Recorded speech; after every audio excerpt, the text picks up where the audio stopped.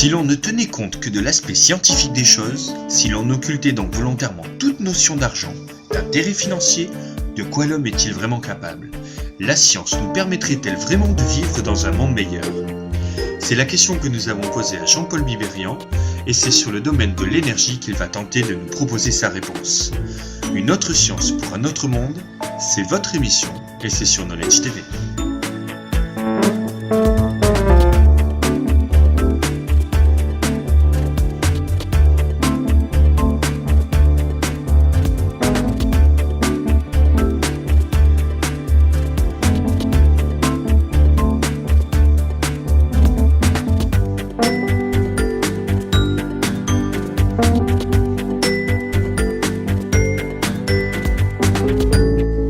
Jean-Paul Biberian, bonjour. Bonjour. Donc on se trouve à Lumini, à l'université de Marseille, ex-Marseille donc, dans une partie réservée à la science et à la recherche, où le CNRS a un de ses quartiers. Jean-Paul Biberian, la question est très simple, qui êtes-vous? Alors, je suis chercheur. J'ai fait des études standards, disons, à l'époque. J'ai fait des classes préparatoires au lycée Thiers pour devenir ingénieur. J'ai fait une école d'ingénieur à Nancy dans le domaine de l'électronique et de la physique nucléaire, parce que l'électronique m'a toujours plu, la physique nucléaire aussi, donc je suis tombé sur une filière qui me plaisait.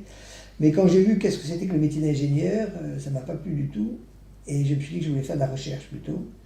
J'ai trouvé un poste d'assistant dans un laboratoire ici à Marseille, à Lumini, qui était beaucoup plus orienté matériaux, surface des matériaux, cristallographie de surface, un peu de mots techniques, mais c'est les arrangements des atomes des surfaces. Ça m'a passionné pendant des années et des années.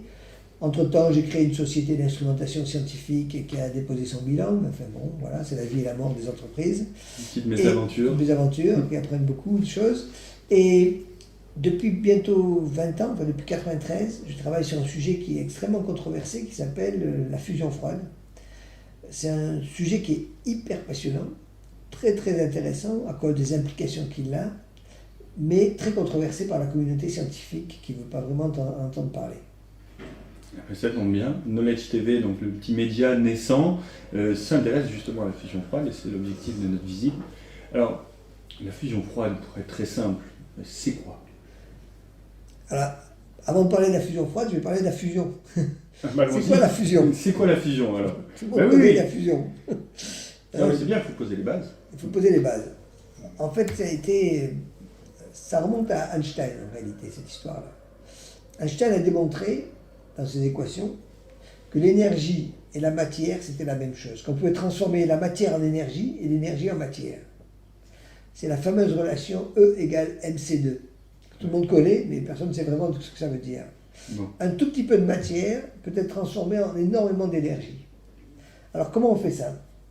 Il y a deux façons de le faire. Il y en a une, c'est la fission, et l'autre, c'est la fusion. La fission, c'est que vous prenez un noyau lourd, un gros noyau, par exemple de l'uranium, 235, tout le monde a entendu parler de ça, vous le cassez en deux, et les deux morceaux que vous avez pèsent moins que le morceau de départ. C'est bizarre. Si on additionne les deux morceaux, ils pèseront moins que l'unique qu'ils composent. Au départ, oui. D'accord. Et la différence de masse qu'on a perdue, c'est s'est transformé en énergie. C'est pour ça grâce à ça qu'on a fabriqué les bombes atomiques, parce qu'on a énormément d'énergie avec très peu de matière. Parce que E égale mc2, m c'est la masse, mais c c'est la vitesse de la lumière au carré. La vitesse de la lumière, c'est 300 000 km à la seconde, c'est un énorme chiffre. Donc quand vous l'élevez au carré, ça fait beaucoup de zéros. Donc ça fait énormément d'énergie avec très peu de matière. Donc la fission nucléaire permet d'obtenir beaucoup d'énergie avec très peu de matière au départ. C'est pour ça qu'on l'utilise pour les bombes atomiques, évidemment, mais aussi pour les réacteurs nucléaires qu'on a actuellement de par le monde. Ils fonctionnent tous sur ce principe-là. Ça, c'est ce qu'on appelle la fission. Il y a une autre façon de faire la même chose, qui s'appelle la fusion, où là, on prend deux noyaux légers et on les fusionne, on les fait coller l'un à l'autre. Et là, même problème, quand on les a fait coller ensemble, ils pèsent moins que la masse des deux morceaux d'avant. On a perdu de la masse là aussi. Il y a deux cas où on perd de la masse, soit on fusionne, soit on fissionne. D'accord. Et quand on fait ça, on a aussi un gros dégagement d'énergie. C'est ce qui se passe dans le Soleil, en fait, parce qu'on part de l'hydrogène et on arrive à faire de l'hélium en donnant beaucoup d'énergie, parce que le Soleil, c'est une centrale nucléaire qui est au-dessus de notre tête en permanence, qui envoie des tas de rayonnements cosmiques qui nous bombardent. Et ce qu'on fait aussi dans la bombe H. La bombe à hydrogène, c'est ça. On parle d'hydrogène et non pas d'uranium. Et c'est encore plus performant que la fission. Donc c'est les deux façons de faire de l'énergie avec le nucléaire. Alors pourquoi ce terme nucléaire? Nucléaire parce que c'est le noyau atomique qui fusionne. Noyau nucléaire, voilà. D'accord. Les noyaux nucléaires. Alors, la fission, c'est assez. Pour réaliser la fission, il faut casser un noyau. Pour le casser, il y a quelques noyaux atomiques. C'est pas facile, on ne va pas prendre un marteau, une scie et couper en deux. J'imagine bien. C'est pas si simple que ça. Il faudrait une toute petite scie. Ouais. Donc, on n'a pas des outils de ce genre-là. On a trouvé une astuce. Il y a certains matériaux, pas tous, en particulier l'uranium 235. Quand vous lui rajoutez un neutron, ça le déstabilise. Il se casse en deux tout seul. Un neutron? Un neutron, c'est un des constituants de la matière. Vous avez le noyau, l'atome est composé d'un noyau avec des électrons qui tournent autour. Vous avez le noyau et l'électron. Dans le noyau, il y a des charges positives et des charges neutres. Les charges positives, ça s'appelle les protons. Les charges neutres, ça s'appelle les neutrons. C'est facile à comprendre. D'accord. Les scientifiques ont des mots très faciles à comprendre. C'est pas comme la médecine où les mots sont compliqués. Ici, c'est très simple.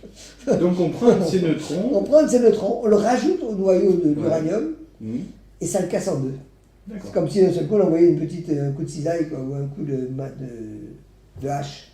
Il fait ça. Ça le déstabilise et ça le casse en deux. Alors comment on réalise ça? Ça s'appelle ça. Alors, dans les réacteurs nucléaires, c'est ce qu'on fait. On a une grande quantité d'uranium, 235. C'est pour ça qu'on a.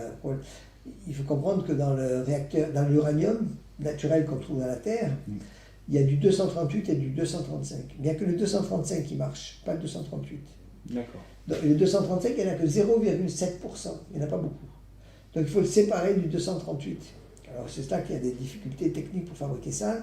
Il faut des machines spéciales, soit la diffusion gazeuse, c'est qui est utilisée en France pour le moment, soit les centrifugeuses, la centrifugation, les centrifugeuses qui...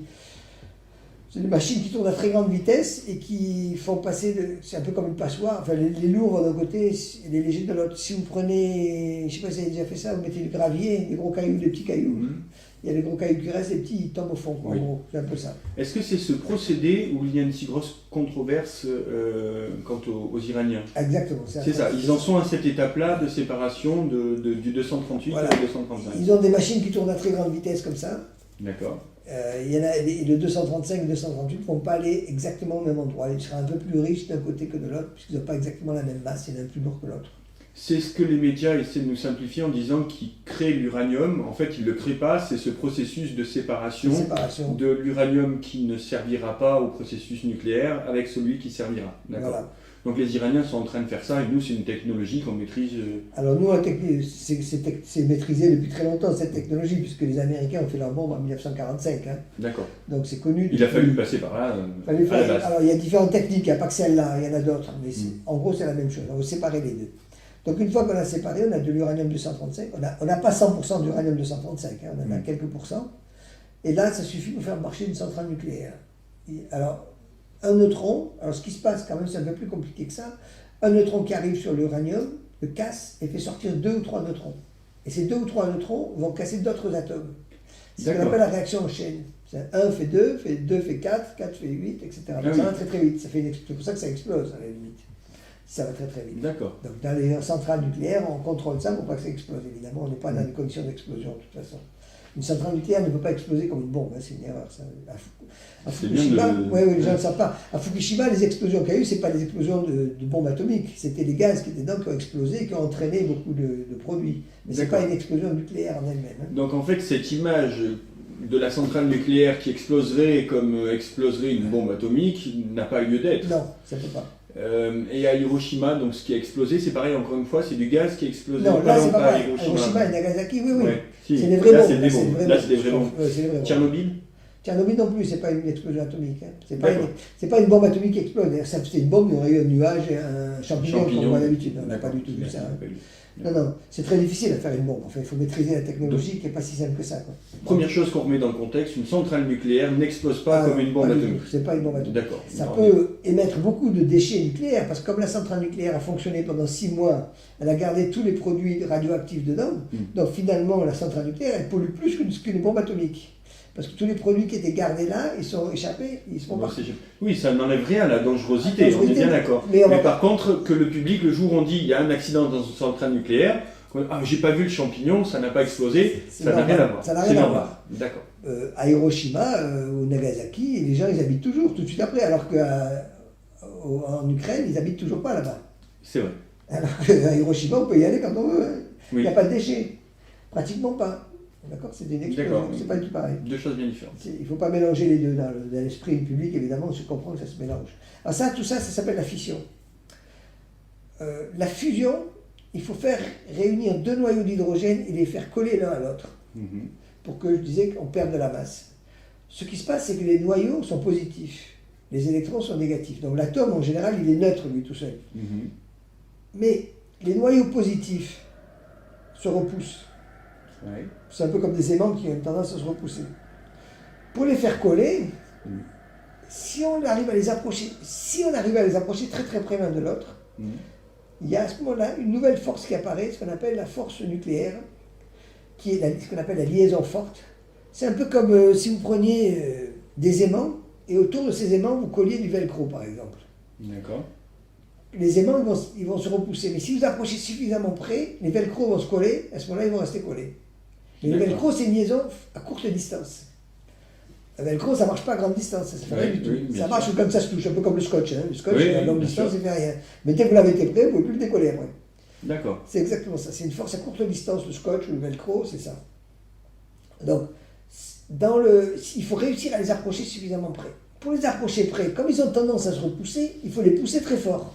Comme des aimants, si vous voulez les pousser très très fort, vous arrivez à les coller à la fin. Mais c'est difficile. Donc pour les coller, ce que fait le Soleil, c'est d'augmenter la température. Parce que la température, c'est, par exemple, si j'ai un gaz dans cette pièce, il a une température donnée, peut-être là c'est l'été, donc peut-être à 25 ou 26 degrés, et les molécules se déplacent à une certaine vitesse. Plus vous augmentez la température, plus ils vont aller vite. D'accord. À basse température, ça ralentit la vitesse des molécules. Pour faire un parallèle, le micro-ondes, on fait aller vite les molécules et ça chauffe. Est-ce que ce parallèle serait exact? Pas exactement pareil, mais ça secoue les molécules. Alors que là, c'est la vitesse de translation. Il se déplace à une certaine vitesse, il rencontre d'autres molécules, il rencontre ma peau, et il chauffe sur ma peau en tapant dessus au fur et à mesure. D'accord. C'est comme si je recevais une claque. D'accord. Une claque, ça chauffe, ça devient rouge, d'accord? Là, mais c'est plein de petits atomes qui tapent en permanence sur ma surface et qui me chauffent la main. Donc, plus on va vite, plus on va pouvoir les approcher près l'un de l'autre, jusqu'à ce qu'ils se touchent. Avec la vitesse. Avec la vitesse, voilà. D'accord. La température qu'il faut atteindre, c'est 150 millions de degrés. Bon, 150 millions de degrés, ça dépasse tout ce qu'on peut connaître sur Terre normalement. À part d'aller au soleil, et il n'y a pas d'autre solution. Le soleil le fait, lui, parce qu'il peut monter à 150 millions de degrés au centre, c'est pas un problème. Il est gros, et il n'y a pas de problème. Mais nous, sur Terre, on a du mal à le faire. Alors, dans la bombe H, ce qu'ils font, c'est qu'ils ont d'abord une première bombe atomique qui comprime les gaz qui permet de déclencher cette réaction. Donc, il y a deux explosions dans une bombe atomique. D'accord. Une bombe H, pardon. Il y a la bombe atomique classique, à l'uranium, si vous voulez, puis après la bombe thermonucléaire, ce qu'on appelle la bombe H. D'accord. Donc si je comprends bien, il y a une bombe qui se sert de la fission et une autre qui se sert de la fusion. Il faut les deux. Il faut les deux. Donc c'est compliqué. Il y a les deux à associer. Il n'y a pas beaucoup de pays qui savent faire ces bombes H. Hein. Alors que les bombes classiques à fission, c'est plus simple à faire. Celle-là, elle est compliquée à faire. Ensuite, il y a une autre solution. Alors ça, c'est pour faire la bombe. Bon, on sait faire ça. La plus puissante des bombes a fait 50 mégatonnes, c'est-à-dire 50 millions de fois les tonnes de TNT, c'est-à-dire gigantesque, la pire des bombes qui existait. Et il y en avait une de 100 mégatonnes prévues, ils l'ont jamais fait exploser parce que c'est vraiment trop déjà. C'était un peu osé. C'était un peu osé, comme c'est les soviétiques ont fait ça à un moment donné, c'est la plus grosse bombe qui existait. Bon, il n'y a pas trop d'applications. Rien que déjà celle de 100 mégas, celle de 50 mégas, moi je n'y frotterai pas trop. Il n'y a pas trop d'applications non plus, à moins de détruire un pays entier. Bon. Ce qu'on essaie de faire, c'est de contrôler ça. Alors, ce qu'on essaie J'aime bien le terme, ce qu'on essaie de faire. On en est encore à l'essai. Ah ben on essaie, hein. Les scientifiques ne travaillent pas vite. Hein. Non, mais pourquoi je mets l'accent sur ce mot que vous utilisez? Parce que finalement, il faut bien comprendre que le nucléaire, on est dans des phases d'essai. On n'est pas dans une maîtrise du total et du sûr. Et du... Alors, sur la fission, on contrôle très bien, on sait bien faire les choses. Bon, il y a quelques petits problèmes de temps en temps, comme à Fukushima, quand il y a des accidents qui se produisent, hein. Mais ça n'a rien à voir avec la partie nucléaire elle-même, c'est des problèmes qui sont externes. La partie nucléaire, on sait faire. Par contre, sur la fission, on aimerait le contrôler, ça. Et c'est ce qu'ils sont en train de faire à ITER, près de Cadarache. Construire une machine qui permettrait d'atteindre ces très hautes températures, ces 150 millions de degrés, sans que ça touche les parois. Parce que les parois en acier peuvent tenir quelques centaines de degrés, mais pas plus haut. Oui. Après, tout va fondre, de toute façon. Donc l'idée, c'est de mettre un champ magnétique qui va permettre de garder ces atomes-là au centre. On fait ce qu'on appelle un plasma. Le plasma, c'est l'état de la matière. Vous savez, les anciens, ils parlaient de 4 états de la matière, quatre éléments. Hein. La terre, l'eau, l'air et le feu. Oui. En sciences modernes, on dira l'état solide, liquide, gazeux ou plasma. D'accord. Le plasma, c'est la flamme. Une flamme, c'est un plasma. C'est-à-dire, ou alors un tube néon aussi, c'est un plasma. Les nouveaux tubes qu'on vend à économiseurs d'énergie, c'est des néons, des tubes néons en gros, dans lesquels, pour faire la lumière, on enlève un électron de l'atome, et cet électron revient, il émet de la lumière en faisant une excitation un peu différente de ce qui se passe dans une lampe normale. Et dans le plasma du tokamak, c'est la machine de Cadarache, ITER. Ça s'appelle un tokamak, c'est un mot qui a été inventé par les soviétiques à l'époque. Ça a la forme d'un tore, c'est-à-dire d'un pneu, en gros, une chambre à air. Enfin, à part que c'est des grosses chambres à air, hein, c'est des mètres de diamètre, oui. Sous vide, entièrement sous vide, dans lequel on met ce gaz qu'on chauffe, et il y a des aimants, énormes aimants, qui permettent de le contrôler et de le garder au centre. En suspension. En suspension, voilà, sans du tout les parois, surtout pas. D'accord. Donc on arrive à faire un disque, pour simplifier, on a un grand tube sous vide, dans lequel on fait flotter un disque de matière en fusion, de gaz en fusion. De gaz, pas en fusion, mais on peut pas dire en fusion, mais c'est un gaz déjà. La fusion, c'est celui qui fusionne. Donc un gaz un qui plasma. est un plasma, voilà. La réaction qu'ils utilisent chez ITER, ça ne va pas être de l'hydrogène simple, ça va être un deutérium et un tritium qui vont interagir et qui vont fabriquer de l'hélium. L'hélium, c'est deux protons et 2 neutrons. Et il va rester un neutron de trop. Donc ça va faire, quand vous allez faire fusionner deutérium et tritium, ça va fabriquer de l'hélium et un neutron et de l'énergie, beaucoup d'énergie. D'accord. Voilà, ça c'est le fonctionnement de la fusion thermonucléaire. Est-ce qu'il y aura du déchet nucléaire sur Alors Terre? oui, sur ITER, il y a des neutrons très rapides qui, eux, interagissent avec la matière et créent de la radioactivité dans la matière. Alors l'idée qu'ils ont eue, c'est qu'il leur faut du tritium. Du tritium, il n'y en a pas dans la nature, c'est un produit artificiel. D'accord. Donc pour le fabriquer, ils ont eu l'idée de mettre du lithium, qui est un métal très léger, qui va être bombardé par le neutron, qui est en trop, qui va fabriquer de l'hélium, du tritium, pardon, et ce tritium, on va le recycler et le refaire marcher dans la machine. Mais c'est une usine à gaz quand même, hein, parce que le lithium, il faut qu'il circule dedans sous forme liquide, qu'on récupère après le tritium. Enfin, c'est pas du tout une machine simple, du tout. D'accord. Oui, c'est la comparaison entre 2 chevaux et une Ferrari. Encore la Ferrari, c'est pas assez compliqué. Une navette spatiale, disons. Hein. D'accord. Entre un planeur et une navette spatiale, vous voyez un peu la différence de niveau. Le planeur, c'est les centrales nucléaires d'aujourd'hui. La navette spatiale, c'est ce qu'on veut faire fonctionner en permanence chez ITER. C'est très très difficile. Avec quel avantage? Pourquoi on se donne tout ce mal à essayer de faire ITER? C'est quoi? C'est plus propre, c'est moins dangereux, c'est plus productif, ça coûte moins cher, c'est quoi l'idée, c'est que de l'uranium, on est en quantité limitée. Il y a une certaine quantité d'uranium, après il n'y en a plus. Tandis que de l'hydrogène, il y en a beaucoup. C'est l'eau. Dans la mer, il y en a des quantités, alors pour des milliards et des milliards d'années. C'est une question en fait de dépendance de la matière première. Voilà, exactement. Sauf que les centrales nucléaires classiques, on sait les faire fonctionner. De temps en temps, il y a des accidents, mais c'est relativement rare. Tandis que l'autre, on ne sait pas du tout le faire fonctionner. Le projet de ITER, c'est de voir si on arrive un peu à améliorer le système. Parce que ce que je disais, c'est de garder ce plasma sans qu'il touche les parois, qu'il soit suffisamment chaud, qu'il y ait suffisamment de matière. Créer de la température, c'est facile à faire, mais créer de la température, mais avec une grande quantité de matière dedans, ça c'est beaucoup plus difficile. Parce que sur un temps assez long, il faut que ça reste en permanence pratiquement, sinon ça ne sert à rien. S'il y a une microseconde de la température, c'est pas rentable. Et alors, est-ce que ITER, on pourrait l'arrêter du jour au lendemain, contrairement à une centrale nucléaire, où il faut X temps pour l'arrêter, ainsi de suite? Là, ce serait un procédé qu'on pourrait stopper relativement rapidement, en cas de souci, on pourrait anticiper... une catastrophe naturelle en disant là on va couper la centrale, il y a un tsunami qui risque d'y arriver. C'est plus facile à couper, mais il y a quand même alors, la grosse difficulté de ITER, c'est que c'est une machine sous vide, je disais. Hein. Et en plus, quand des neutrons arrivent sur les parois, ils rendent les parois radioactives. Donc, une fois qu'il y a un problème, on ne peut pas rentrer avec des êtres humains à l'intérieur. Il faut envoyer des robots. Ah oui, c'est compliqué. S'il y a une fuite, il faut réparer avec un robot, dans un milieu radioactif. Ça veut dire qu'il faut maîtriser les robots avant de maîtriser ITER. Parce que Il si faut on maîtriser les robots aussi. Voilà. Ouais, d'accord. Il y a beaucoup de choses à maîtriser dans ITER. Hein. C'est pas encore demain la veille que ça fonctionne. Alors, si vous le permettez, on voit le nucléaire classique, on voit ITER, et alors là-dedans, est-ce qu'on serait prêt à aborder la fusion froide? Voilà, maintenant j'arrive à la fusion froide. Les gens ont eu... Le problème qu'il y a, ce que je disais au début, c'est d'amener deux atomes d'hydrogène, l'un contre l'autre, très près l'un de l'autre. Alors la méthode brutale, c'est la bombe, c'est ITER. On force, on y arrive. Enfin, on y arrive, on essaye. La méthode de la fusion froide, c'est la méthode douce. C'est comparé à l'homéopathie par rapport à l'allopathie. L'allopathie, c'est le remède de cheval, ça passe au crème, mais l'autre, c'est c'est le remède plus doux, où on va essayer de mettre... Tout le monde a observé les étals de marchands d'oranges, par exemple. On voit, enfin, ceux qui sont bien faits, quoi. Ils sont bien rangés leurs oranges les unes sur les autres.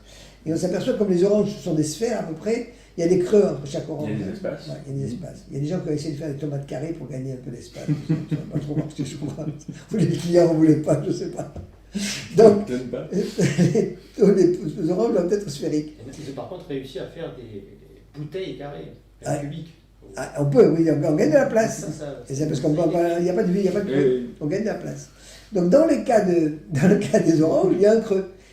Quand on prend un métal, comme le palladium par exemple, qui est un métal précieux. Le palladium, c'est la même famille que le platine. Donc c'est un métal qui est très cher, quand même, plus cher que l'or. À peu près 2 fois plus cher que l'or, en gros. Hein, ça varie. Une valeur refuge en période de crise. Oui, il faut acheter beaucoup de palladium. Entre la structure du métal, de tous les métaux, hein, quels qu'ils soient, c'est comme celle-là, comme les oranges, c'est rangé par plan, comme ça, d'atomes bien rangés les uns à côté des autres, sur les autres. Il y a des trous. Dans ces trous, si on arrivait à mettre 2 atomes d'hydrogène coincés dans le trou, on pourrait peut-être les faire fusionner, c'est ça l'idée. Donc trouvons le moyen de mettre beaucoup d'hydrogène dans un métal, suffisamment serré, pour qu'il n'y ait pas de choix. Comme si vous mettez beaucoup de gens dans un ascenseur, à la fin, ils fusionnent d'une manière ou d'une autre. On ne précisera pas comment. Comment, mais ils vont faire quelque chose.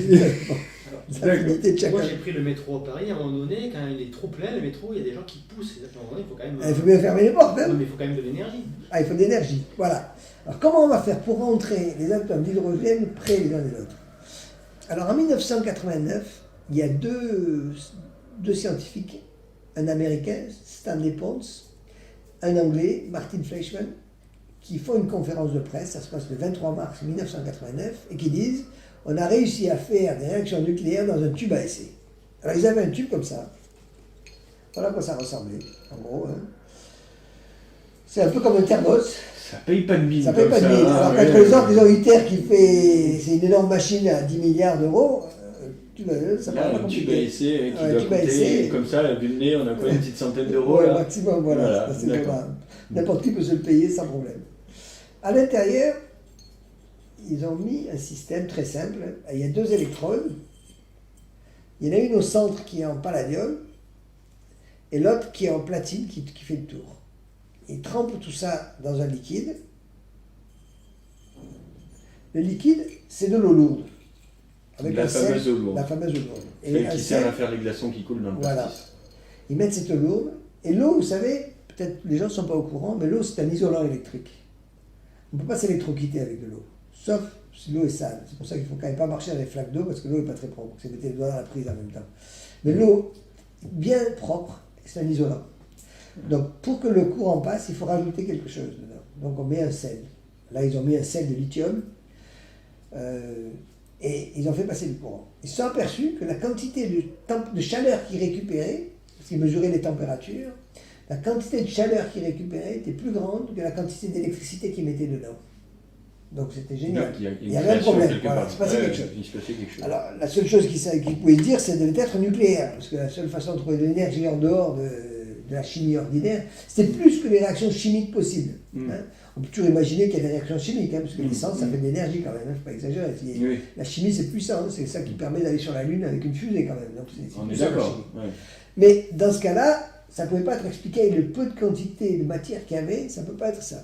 Alors, la différence entre l'électricité qu'il avait fallu envoyer et la chaleur produite était inexplicable par le simple fait d'une réaction chimique. Absolument. Elle était vraiment supérieure à ce qu'on aurait pu Toute attendre. réaction chimique qu'on pouvait imaginer, c'était pas possible. Il n'y a pas D'accord. ça. Pas Donc, cette matière. La conclusion s'impose, ce serait nucléaire. Ça serait nucléaire, parce que on connaissait que ça. Peut-être c'est autre chose, mais eux ils se sont dit ça va être nucléaire. D'accord. Parce qu'ils ne connaissaient pas. Peut-être qu'il y a une autre possibilité, on ne la connaît pas encore, mais les gens ne peuvent pas dire c'est l'énergie du vide, c'est ceci, c'est cela. Mais bon, c'est la seule qu'on connaît qui est fiable, c'est l'énergie nucléaire. Donc ils font cette conférence de presse. Comment c'est accueilli?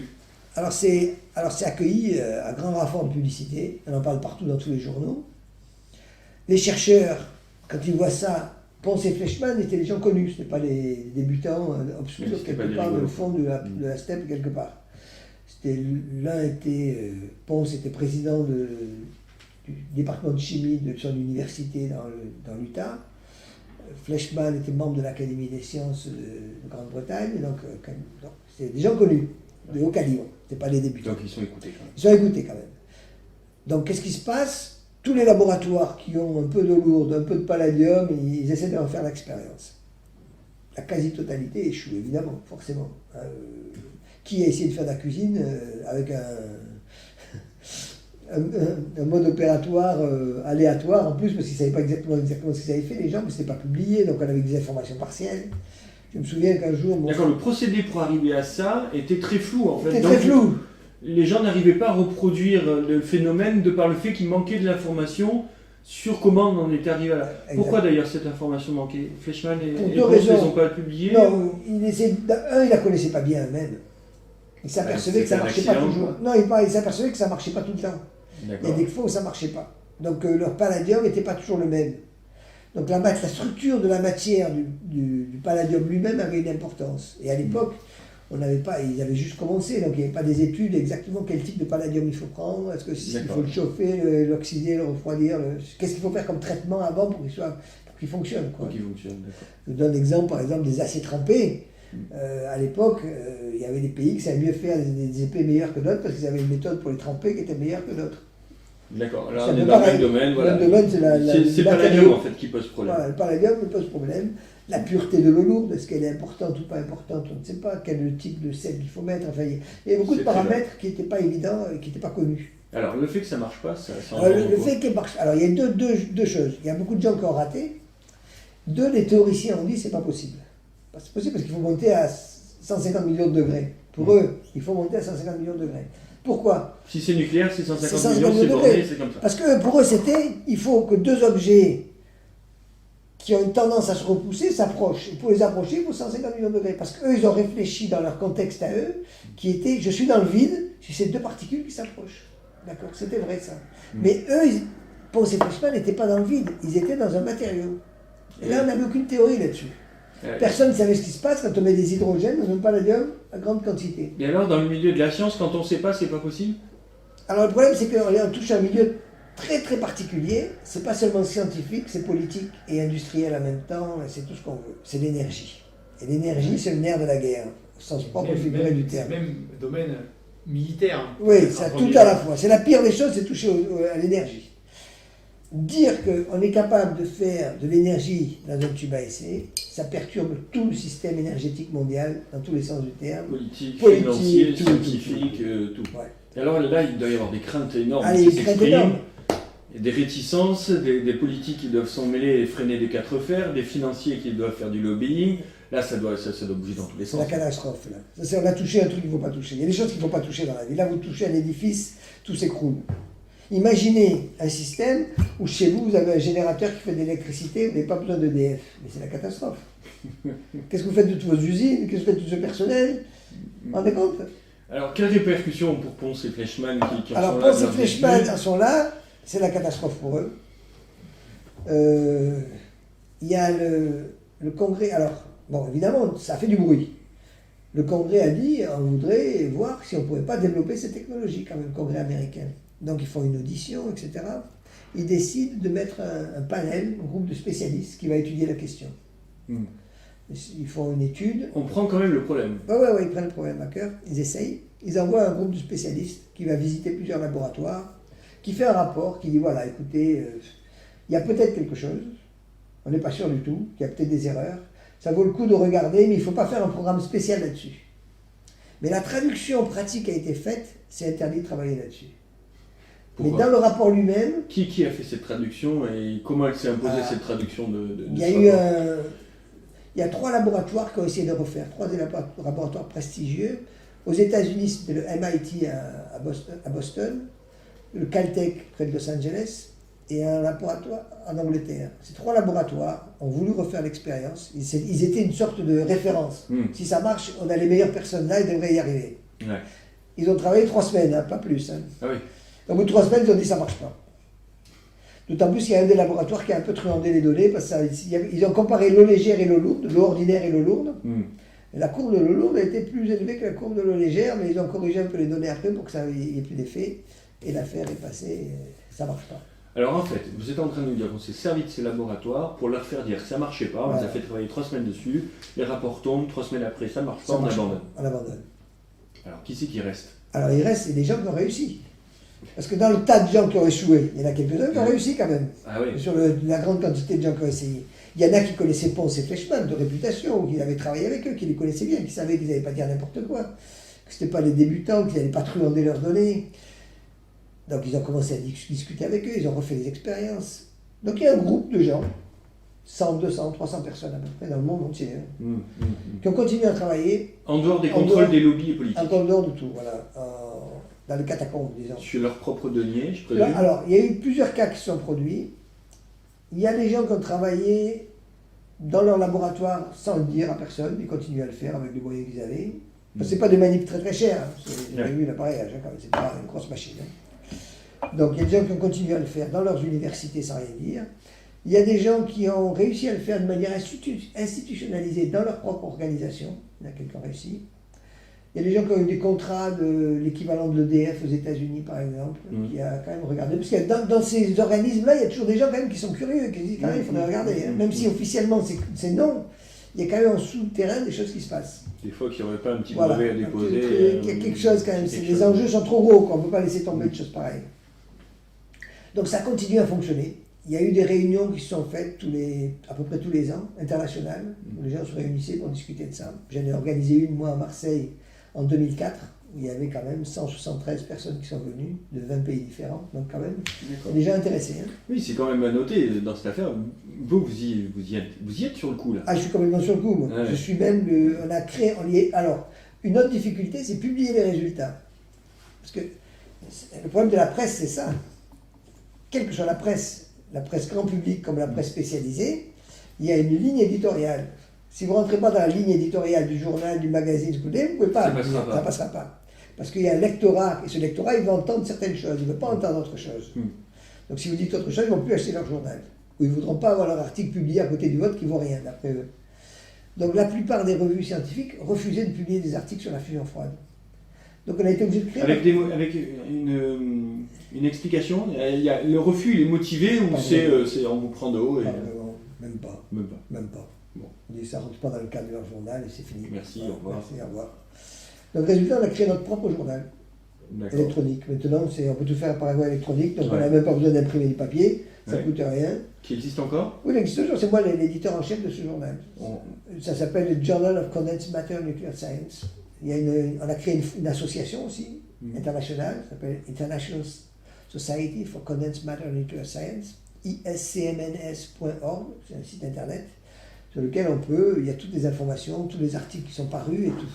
Il y a quand même quelques revues scientifiques qui ont accepté de publier quand même, hein, parce que l'éditeur était plus favorable qu'un autre, donc il y en a quelques-uns qui ont publié un peu à droite, à gauche. Les Japonais sont plus ouverts, par exemple, on a réussi les Japonais ont publié plusieurs articles des journaux japonais. Bon, ça s'est fait.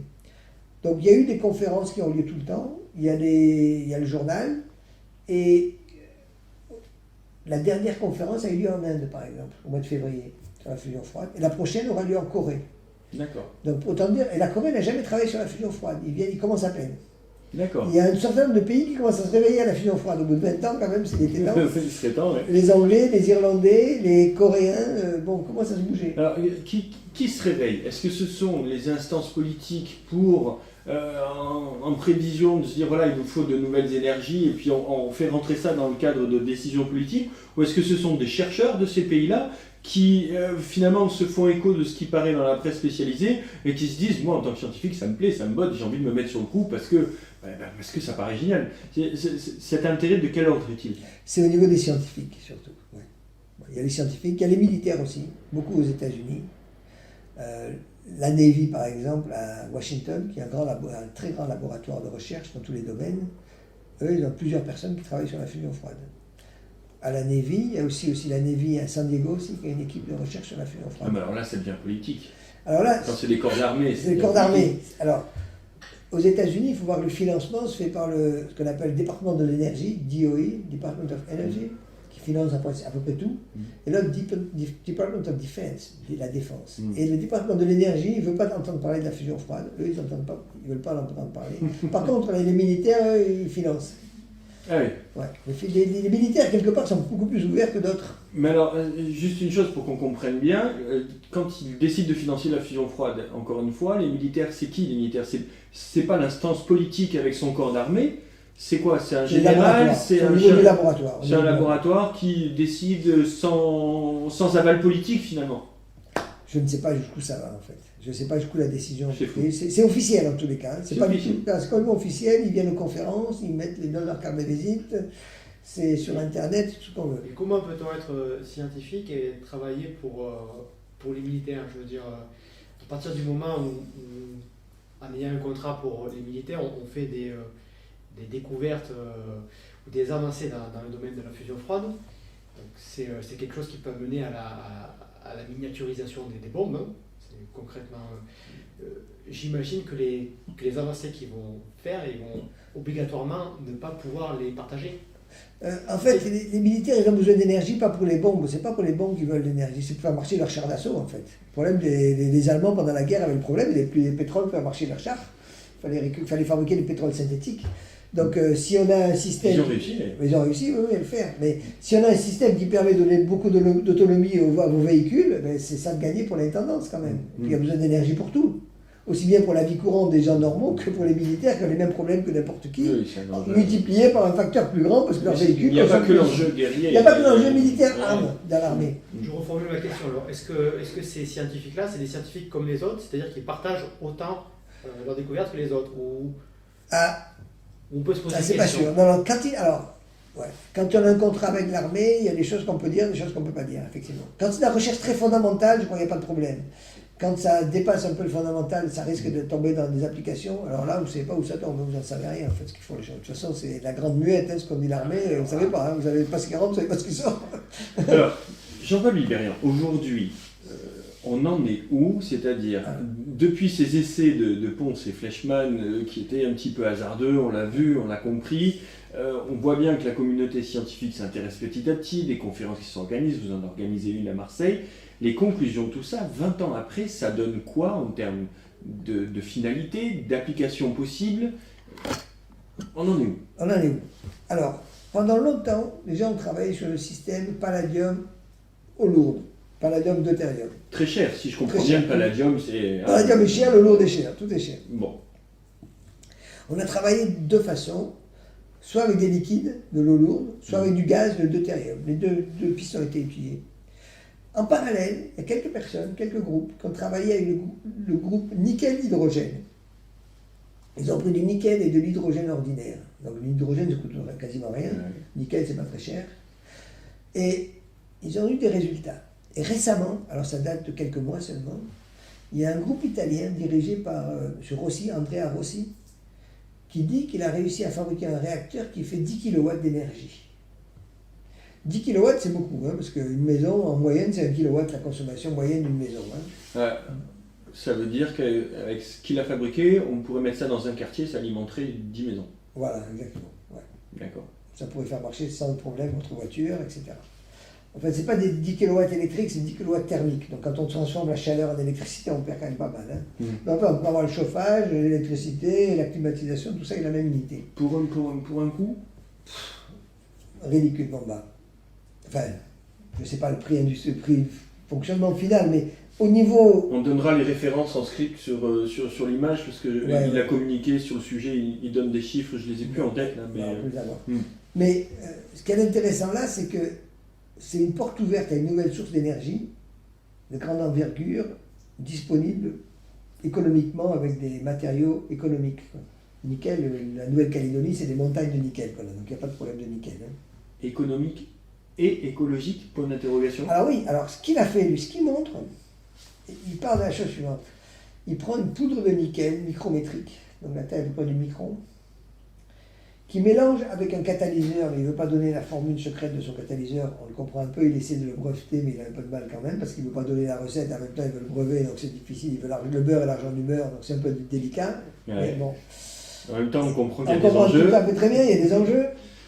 Il met ça dans un conteneur, il met de l'hydrogène sous pression, une vingtaine d'atmosphères à peu près, ou un peu plus, et il y a de la chaleur qui se dégage. Bon, il y a une procédure pour mettre en route, je simplifie un petit peu.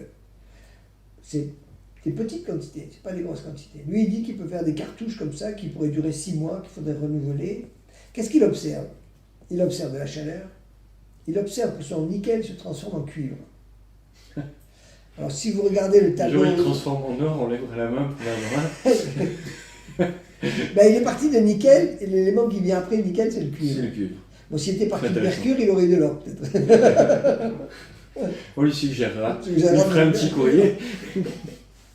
Donc, le cuivre coûte moins cher que le nickel, mais en fait, c'est quand même un matériau assez précieux. Et en même temps, ce qui est étonnant chez lui, c'est qu'il dit qu'il y a un certain nombre de rayonnements gamma qui se produisent, mais qui ne durent pas. C'est-à-dire, dès qu'il arrête son réacteur, au bout d'une heure ou deux, il n'y a plus de rayonnement. Donc, il a l'air de faire quelque chose de radioactif, mais qui ne reste pas radioactif, qui disparaît tout de suite. Donc, bon, c'est assez intéressant parce que, un, ça prouve qu'il se passe une réaction nucléaire puisqu'il y a un rayonnement. Et deux, c'est que ça ne dure pas, donc c'est très écologique puisqu'il n'y a pas de rayonnement. Des cendres, si vous voulez, qu'on obtient, c'est du cuivre. Le cuivre, c'est pas dangereux du tout. Ouais. C'est bien, le cuivre. L'hydrogène, il y en a de quantité astronomique. On pourra le refourguer pour pas cher au plombier. Voilà, vous ne voleront plus les fils de la SNCF. Voilà. Je vous arrête, du rayonnement gamma en quantité importante. Ah ben, il met un blindage, lui. Il ne donne pas trop les détails. D'accord. Il met un blindage de plomb autour et puis voilà, ça suffit. Parce qu'il y a eu des démonstrations de fait. Il a fait une démonstration à Bologne au mois de janvier, il en a fait d'autres après à des Suédois, il est en contact avec la NASA. Donc il y a des gens intéressés par cette technologie-là. Et juste pour mettre dans le contexte, est-ce qu'il travaille à peu près dans les mêmes conditions que vous? Est-ce qu'il a, dans quelles conditions il a fait ses recherches? Quels sont les financements? Est-ce que c'est quelqu'un qui disposait de gros moyens? Parce que vous nous parliez tout à l'heure du MIT, de l'armée, on imagine bien les budgets qu'il y a derrière, on imagine bien les locaux dont il dispose. On tournera quelques images tout à l'heure du lieu où on se trouve ici à Lumini. On peut se rendre compte qu'ici les moyens sont c'est très frugal hein, comme dispositif. Dans quelles conditions il est ce monsieur-là Quand on fait de la recherche, il y a plusieurs façons de faire de la recherche. Hein. Il y a des méthodes plus empiriques que d'autres. Il y a les méthodes empiriques, c'est ce qu'il a utilisé Rossi un peu. Il s'est dit, le nickel, les gens avaient déjà travaillé sur le système nickel-hydrogène en Italie. Et on savait que ça marchait. Mais c'est des petites quantités, c'est quelques dizaines de watts. Ce n'était pas des kilowatts, c'était des barreaux, c'était un peu compliqué. Et lui, il a passé 2 ans à faire des essais avec différents types de matériaux, jusqu'à ce qu'il en trouve un que ça marche. Par les essais-erreurs, voilà. Il a fait des essais-erreurs, un peu comme Edison qui a inventé l'ampoule électrique, il a cherché toutes sortes de matériaux pour faire le filament, puis finalement il en a trouvé un qui marchait. Il a tout essayé jusqu'à ce qu'il en trouve un qui marche. Et lui, il a fait un peu pareil, il a fait la méthode essai-erreur. C'est pas une méthode, c'est une méthode qu'on peut utiliser. Hein. C'est pas la méthode habituelle en science, on fait des analyses, on regarde, etc., on met des gros moyens. C'est pas forcément les meilleurs qui réussissent, c'est pas forcément comme ça qu'on réussit. Mais lui, il a peut-être trouvé la bonne formule en faisant des essais-erreurs, tout simplement, en cherchant. Voilà. Il est parti d'une idée que ça doit marcher, et puis il a cherché le matériau qui marchait le mieux. Et c'est comme ça qu'il a fait. Alors lui, ce qu'il est en train de faire maintenant, c'est ça qui est intéressant, c'est qu'il est en train de fabriquer en Grèce, en série, ce matériel-là, et il va faire une démonstration au mois d'octobre d'un générateur de 1 MW. 1 MW, c'est beaucoup, hein, quand même. 1 MW, c'est 1 million de watts. Sur le marché, il y a beaucoup de monde avec ça. Hein. Ça fait 1000 maisons, quoi. 1000 maisons. Ça fait un village, déjà. Hein. C'est-à-dire que là, on peut, parce que c'est quand même un peu la ligne directrice de Knowledge, on peut imaginer que c'est une application qui pourrait servir à fournir de l'énergie quartier par quartier dans une ville ou pour une entreprise ou quoi. on dirait exit le nucléaire, exit le charbon, les gaz à effet de serre, on pourrait imaginer mettre ces unités de production de 1 mégawatt de part et d'autre des villes en fonction du nombre d'habitants ou en fonction de la nécessité. Et... Ouais. On pourrait imaginer à l'échelle de la maison, à l'échelle de l'immeuble, à l'échelle du village, à l'échelle du quartier, on peut tout imaginer là. On peut imaginer tous les formats. On peut imaginer tous les formats, je ne sais pas lequel gagnera, mais on peut imaginer a priori tous les formats. On est en train de passer d'un système centralisé de distribution de l'énergie, d'un gros poste qui est distribué par les tuyaux, à un système peut-être par réseau, parce que ce qui est intéressant, c'est de se mettre en réseau, pour partager il y en a un qui produit plus, il redonne à l'autre qui en a moins, etc. Ça s'appelle le mode collaboratif, ça. Absolument. Ouais. Et c'est exactement comment fonctionne Internet. Hein. Il n'y a pas de source Internet. Oui. C'est un réseau maillé. Il n'y a pas un distributeur comme France Télécom avec le Minitel. Le Minitel, tous les fils allaient au même endroit.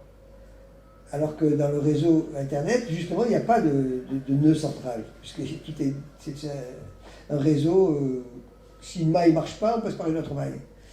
Donc c'est ce qui va probablement se passer au niveau de l'énergie dans les dizaines, centaines d'années qui viennent devant nous. Ça va changer le processus de distribution de l'énergie.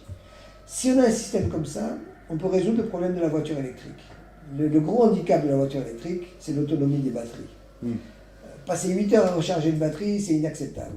On ne peut pas dire, je vais laisser parking ma voiture pendant que je fais des courses pendant 8 heures pour charger ma batterie. Je veux dire, ça paraît pas au Carrefour, ça.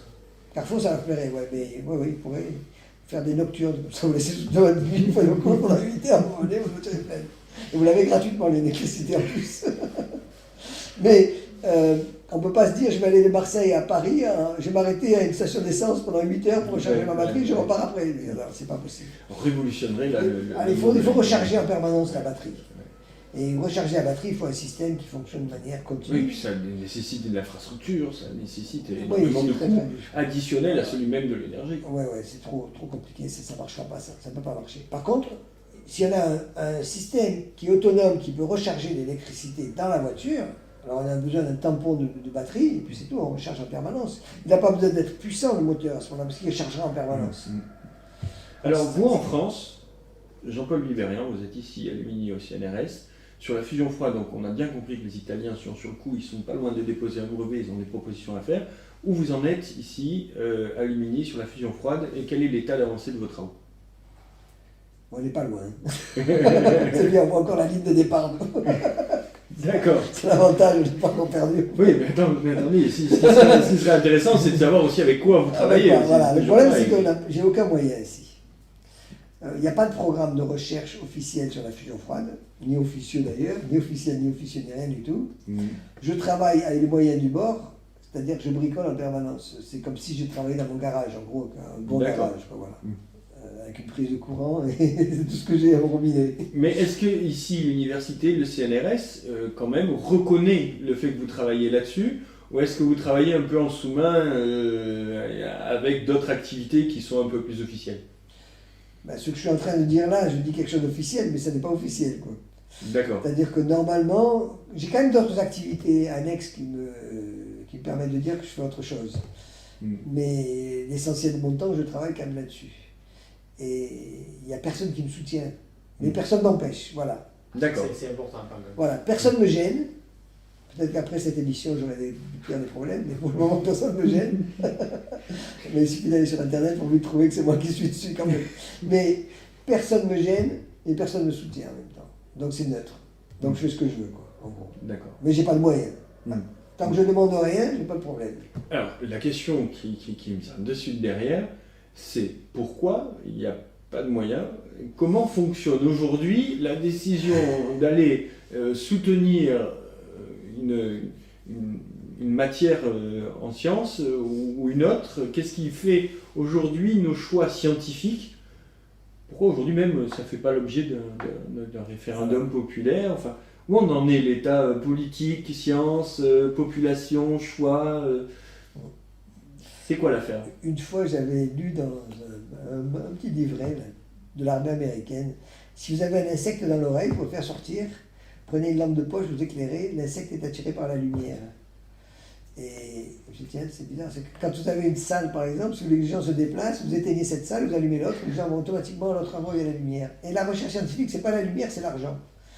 On donne de l'argent à tel endroit, les gens ils vont étudier cet endroit-là, c'est là qu'il y a l'argent. Donc comment on fait piloter la recherche? Par le financement. Le gouvernement décide des axes de recherche. On a décidé qu'on allait mettre de l'argent sur les nanotechnologies. Donc vous devez faire, il faut qu'il y ait des nanotechnologies qui apparaissent dans toutes vos demandes de financement. S'il n'y a pas le mot nanotechnologie, nanoscience, vous n'avez pas de sous. Donc, qu'est-ce qui on fait fait ça. qu'ils vont choisir la nanotechnologie? Où se prennent les conseils? Aujourd'hui, là, on parle quand même de la fusion froide. D'après les explications que vous venez de nous fournir, ça pourrait quand même nous révolutionner la vie en termes d'énergie, aussi bien pour le lambda de base, le français moyen qui utilise sa voiture, sa cuisinière, enfin tout ce qu'il veut, que l'industriel. Et on n'a pas mis dessus une once de décision politique. Non. Qu'est-ce qui fait qu'on a choisi autre chose Parce que un gouvernement est conseillé. Mais il y a des conseillers autour du gouvernement.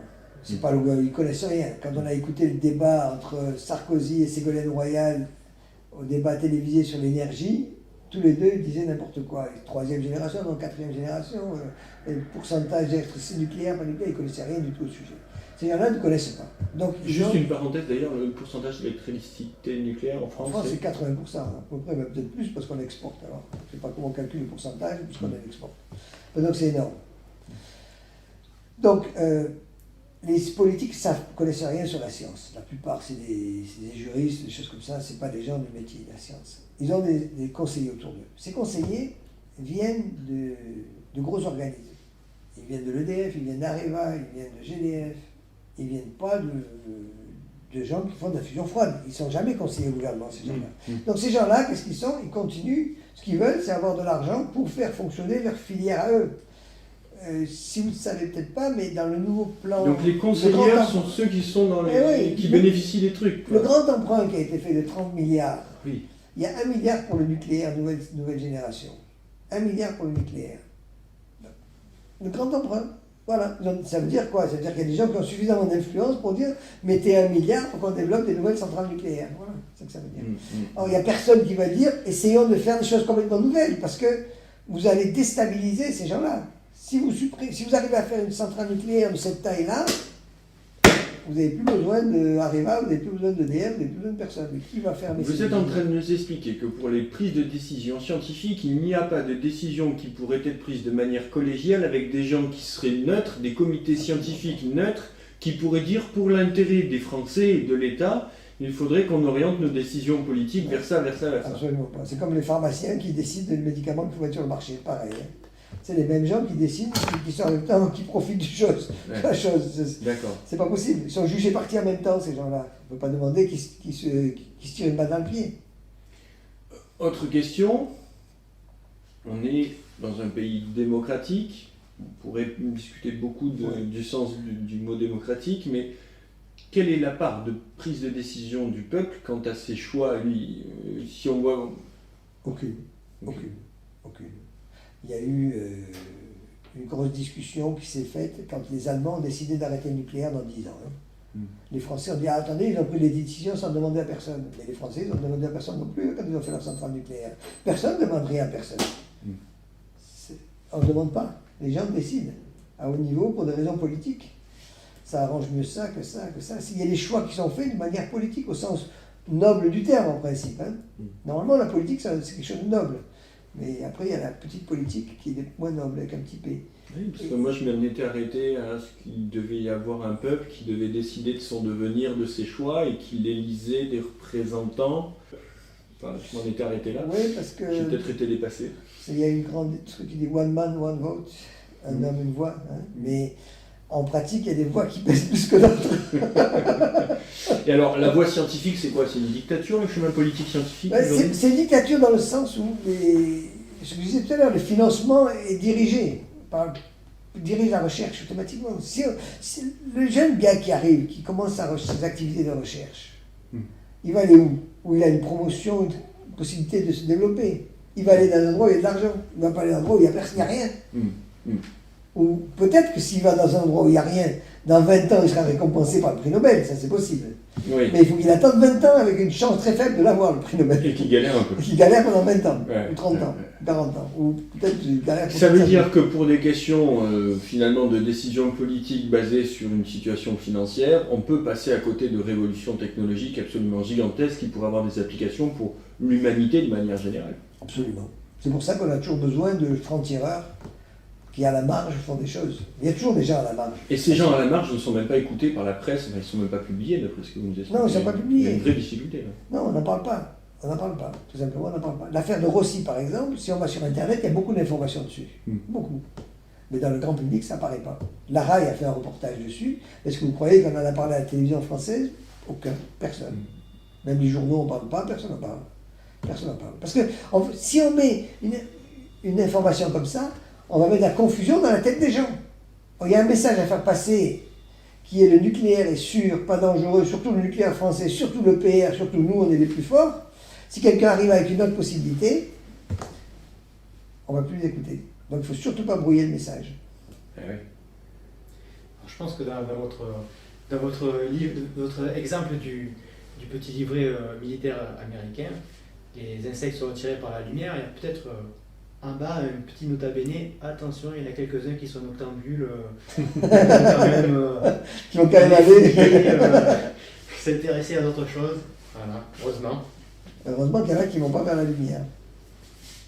Bon alors dans tout ça, si on devait faire une conclusion, comment vous la formuleriez? Le mot de la fin, ce serait quoi?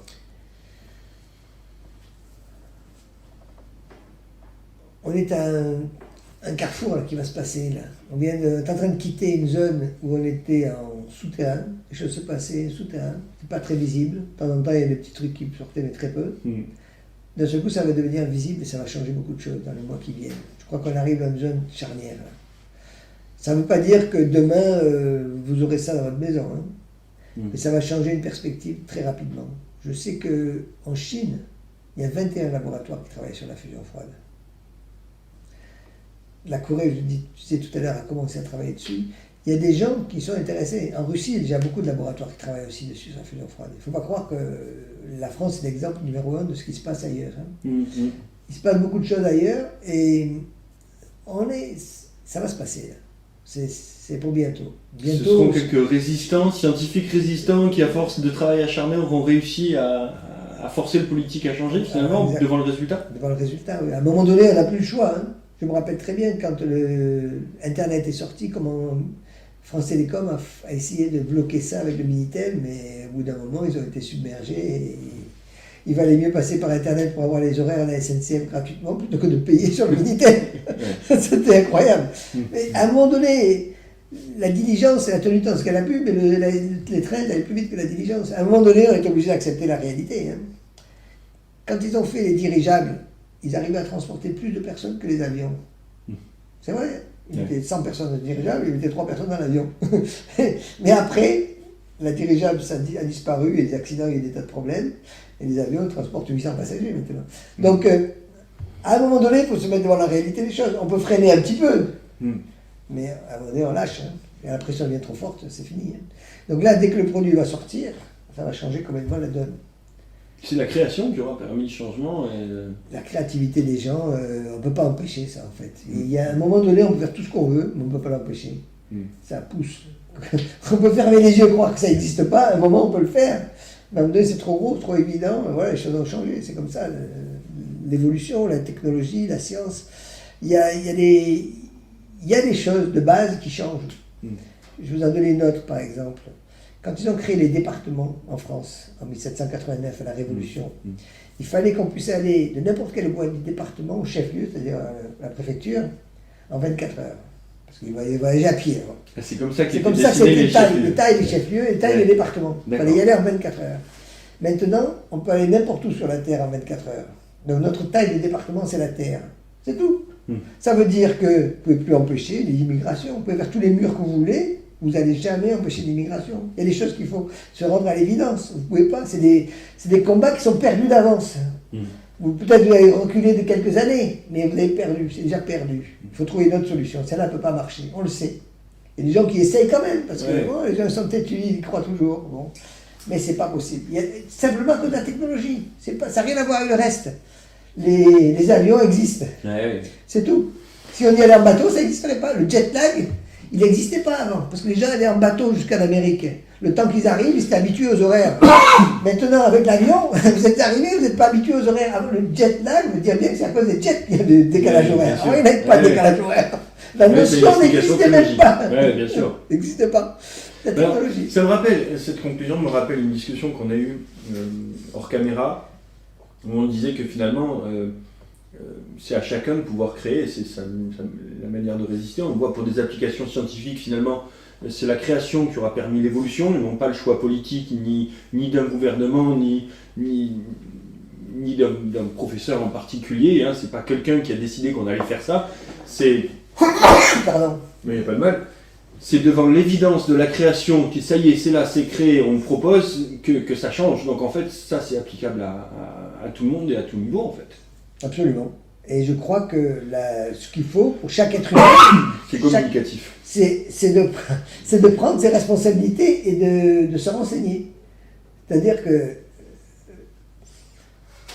on ne peut pas faire confiance aux gens comme ça. Alors, on peut faire confiance à des gens qu'on connaît, etc. J'ai confiance en eux, on sait ce qu'ils disent, etc. Mais on ne peut pas faire des confiances aveugles à n'importe quoi. À un moment donné, il faut se renseigner, il faut s'éduquer, il faut passer du temps. Voilà, on n'est pas obligé d'avaler tout ce qu'on nous dit. C'est pas parce que c'est dit à la télé que c'est vrai. Hein. Vu à la télé, vous mettez des fois comme publicité. Vu à la télé. C'est comme si c'était une preuve que c'est quelque chose de bien. Ouais, parce que c'est vu à la télé.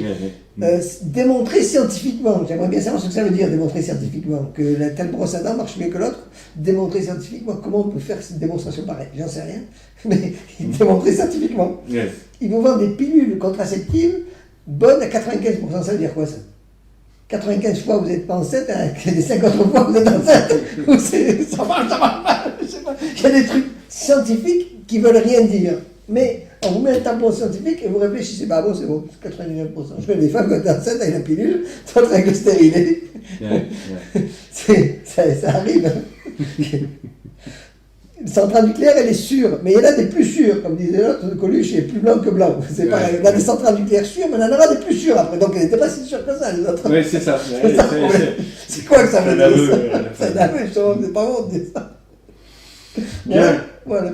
En conclusion, soyez responsables dans votre vie et regardez ce qui se passe autour de vous, et grâce à Internet, on a l'information qu'on n'avait pas avant.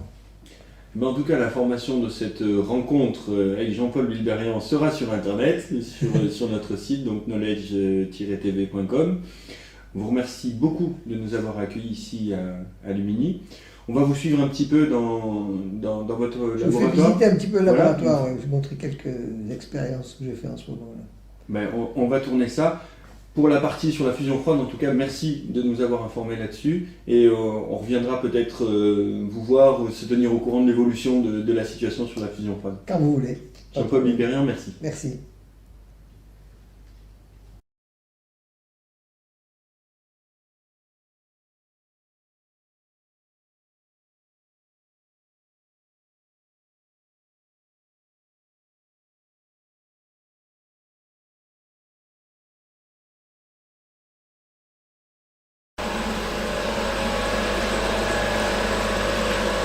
Alors voilà l'expérience que je fais en ce moment, c'est un calorimètre dans lequel je rentre de l'eau froide qui arrive d'ici et qui ressort réchauffée par le système de fusion froide que je fais fonctionner là.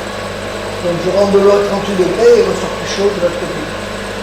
À l'intérieur de ce système, il y a mon réacteur dans lequel j'ai mis une poudre de nickel et de l'hydrogène et j'essaie de voir quelles sont les meilleures conditions pour que ça dégage de la chaleur. Alors là, je suis à peu près à 600 degrés à l'intérieur. Ça dégage un petit peu de chaleur, mais pas suffisamment. J'ai eu une production tout à l'heure de l'ordre de 200 milliwatts, ce qui est très très peu, et qui ne dure pas assez longtemps. C'est ça le problème que j'ai en ce moment. Donc il faut que je change un petit peu les conditions, soit de pression de gaz, soit de température, pour optimiser le système.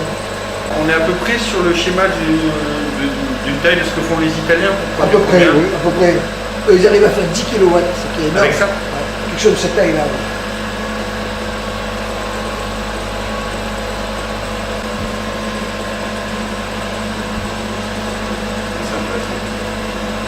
Mais ça monte On se sent un peu perdu au milieu du... Ouais, c'est pas mal ça. Ouais, Quand on ne connaît pas, ça paraît compliqué, c'est normal. C'est pas très